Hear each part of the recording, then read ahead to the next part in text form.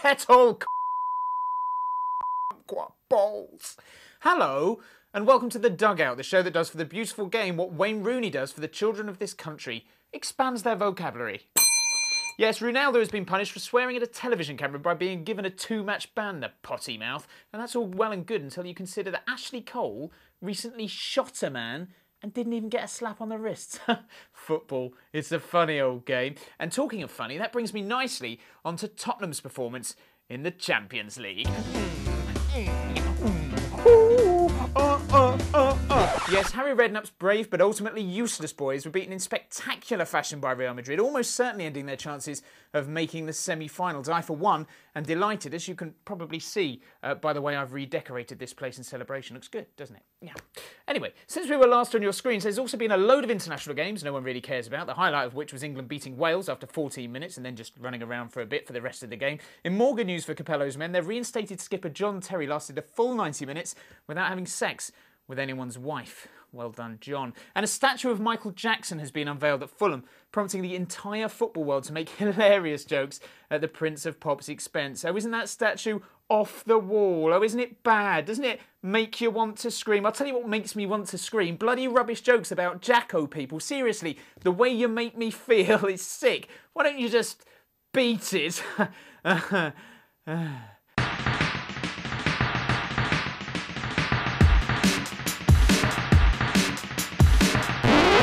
Born 1956 to father Paul Hogan and mother Helen Daniels, Warne is your archetypal Australian.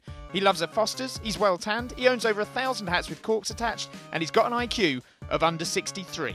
Warne is also quite good at cricket, having played for Australia literally loads of times. He was once banned for taking a drug, but it turned out to be a Make Me Sexy pill, designed to give the scoundrel better looks. I wouldn't know what one of those pills is, as I'm already 100% hunk, and so don't need them. Warne then returned to cricket and did some bats and some bowls before retiring in 2004 in order to take up sexual intercourse full time. He's been romantically linked with a whole heap of birds, including some businesswoman no one's heard of, an NHS nurse, and a woman who was subsequently charged with extortion. Oh, and Liz Hurley. Warne announced the relationship to his close friends and family on Twitter, I think, and then they had a kiss, and now they aren't seeing each other anymore. Or are they? I don't know. Who cares?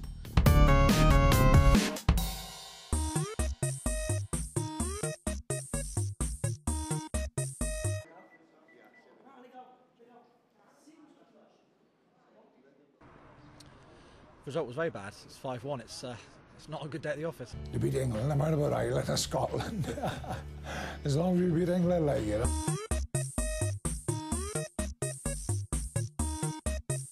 Now, if you saw our last episode, you would have witnessed a shocking display from George Monk in our Dugout Quizzer. The leaderboard currently looks like this, with George on 3 points and Sheridan Bird, a professional football journalist, also stuck on 3 points. In the aftermath of George's woeful effort, we received this email from Stephen Stavropoulos in the USA.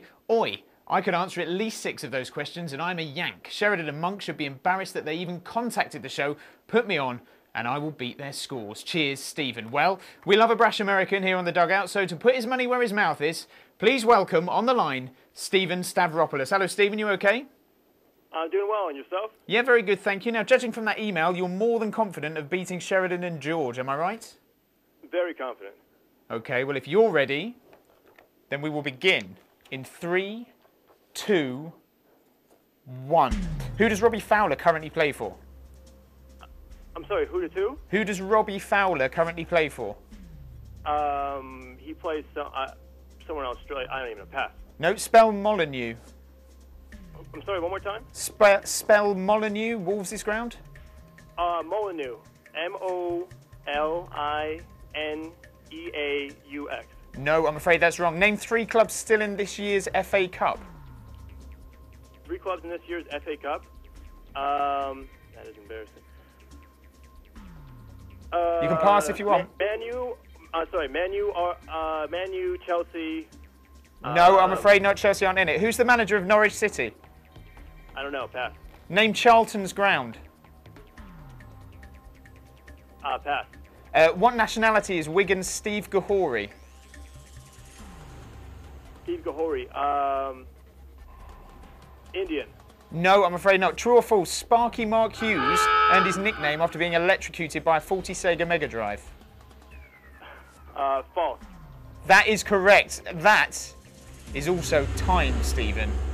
And I'm terribly sorry to tell you this, sir, but you got one. You only got one. So somehow, the likes of Sheridan and George will be celebrating tonight because they're still somehow top of the leaderboard.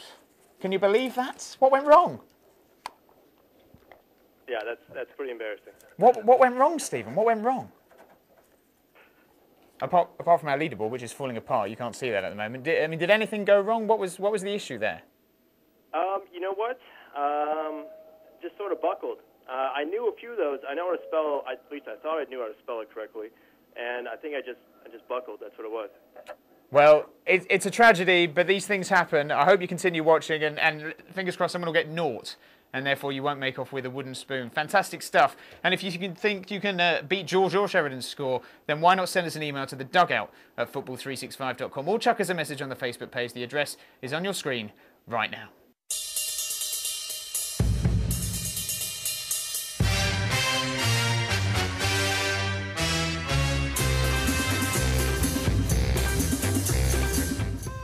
Horny racist Danielle Lloyd was stripped of her Miss Great Britain crown in 2006 after it was revealed she was in a relationship with notoriously hunky footballer Teddy Sheringham. Footballers are clearly her thing. She went on to spend time in the bedroom with Jermaine Defoe and Marcus Bent, and rounded it all off by getting engaged to lone obsessed Jamie O'Hara. Yet another model, and this time it was a true Beauty and the Beast relationship, as Caprice got entangled with then Arsenal and England captain Tony Adams. It didn't last long, and neither party have talked about the relationship publicly since. Mouthy Chelsea mug Jason Cundy married Lizzie in 1994 in a wedding ceremony that, sorry, I'm getting distracted by that hypnotic jacket. Anyway, in early 2010 they decided to renew their vows on Living TV. 3 months later they separated. Not particularly interesting, but that jacket, look at it! Raymond Parler married Karen in 1998. By 2001 they were separated, and in 2004 divorce proceedings were undertaken, with Ray offering Karen a paltry 120 grand a year in payments. Karen demanded more, and the court offered her £212,500 a year. No way, Jose, so they upped it to 440k a year for 5 years, meaning that those happy 3 years of marriage cost Ray Parler over £2 million in payments and 2 massive houses. Bargain! Ashley Cole, where do you start with this maniac? His relationship with Cheryl Cole broke down after he was caught out sending sexy texts such as this. And this old saucy disgrace. He's now a millionaire bachelor with his pick of the most beautiful, classiest women in the world. So he's picked these two. Christ.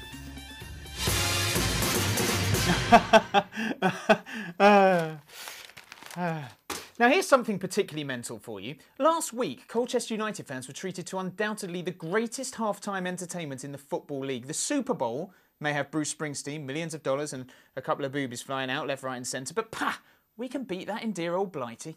Yes, here are the unbelievable scenes of which we speak, where supporters got to watch some sort of wheelbarrow dance, followed by something that can only be described as a really shit wheelbarrow stunt show. During half-time at the Super Bowl, Janet Jackson gave us a cheeky wardrobe malfunction, and we can only thank God that nothing similar happened at the Western Homes Community Stadium last Saturday. Having said all that, it is entirely possible that this was all something for charity, in which case, you know, good work, girls. Gallas. Gallas. Gallas. It was the worst night I had in my life, you know. 4-0, you know. It's like, you know, we could not have the reaction, you know. We tried, but it was so difficult, you know, because Real Madrid play very well, you know, they defend very well as well. You know, I'm not surprised because, you know, I play with Jose Mourinho. I know him very well, so I knew it would be difficult like this, but not to, not to concede 4 goals. Gallas. Gallas. Gallas. Houses! We've all got one, except for Freddie Eastwood. But just what sort of humble abode do Premier League footballers dwell? Expensive? Yes. Grand? Of course. Tacky? Undoubtedly. So let's take a look through the keyhole.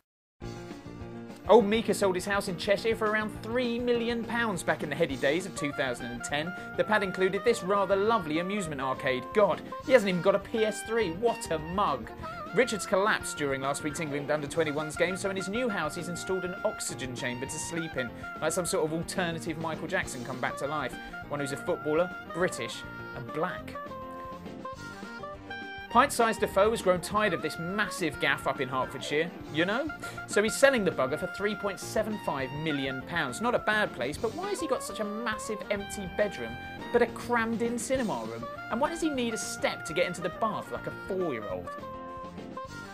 Philip Nevler, one of those footballers who you always imagine to just be a normal guy without ridiculous tastes or interests. Then you see his house, slightly over the top?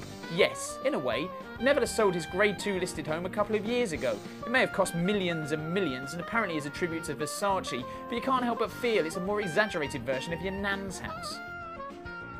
Ah yes, Stephen Ireland. Not content with having the most obscene car in the Premier League, he's decided to go for the most appalling house as well. Here you see his beautiful fish tank. You know how much that cost?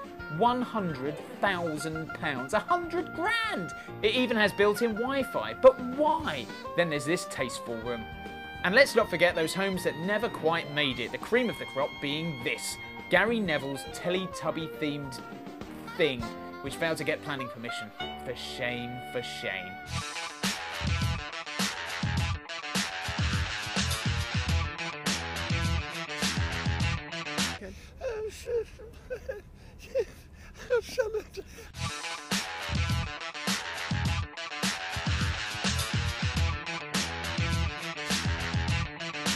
Bucket of Oblivion time now, and we've had a host of entries from you since we were last on your screens. First up is this, from Dugout Quizzer Failure, George Monk, who says, players picking the ball up once committing a foul, running a bit and then dropping it so the opposition has to retrieve the ball. A pointless exercise that wastes little time, yet gets on my tits. Well, George, I have to agree with you on this one. You might be rubbish at quizzes, but by God, you can spot a footballing flaw. And this is right up there. It's going in the bucket. Next up is Wagner Thompson, who loses his mind and says, what about hair? People can pull your hair. Wagner, I'm sorry, but this is an insane suggestion. Do you really want a Premier League made up only of Lee Carsley, Tamuri Ketsbayer and Attilio Lombardo? No. No, you don't. So, I'm sorry, I can't allow this in. Mark Farrell suggests Tony Pulis 3 times, and seeing as the Stoke boss looks more like a PE teacher in his stupid cap and tracksuit than an actual football manager, he is going in the bucket, so well done, Farrell. Mohamed Hafiz requests Sepp Blatter, which is a given, really, so well done, Mohamed. He's in the bucket too. And Karim Youssef wants to see Michael Owen removed from football, but judging from the lack of game time he gets these days, I think he's already been removed from football, so I think we've been beaten to it. He can't go in the bucket.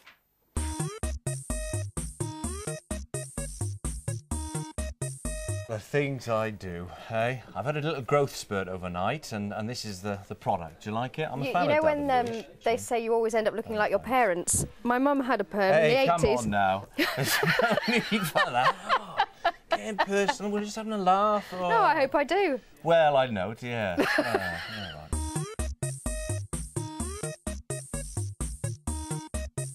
Well, that's it for another episode of The Dugout, and what have we learnt? Well, swearing is worse than shooting a man, Americans know less about football than they think, players have no taste in houses, and we might need a bigger bucket. Keep sending us your suggestions for what we should remove from football, and if you'd like to test your wits out against the Dugout Quizzer, drop us a line. We'll be back in a couple of weeks. In the meantime, enjoy your football, and bye for now.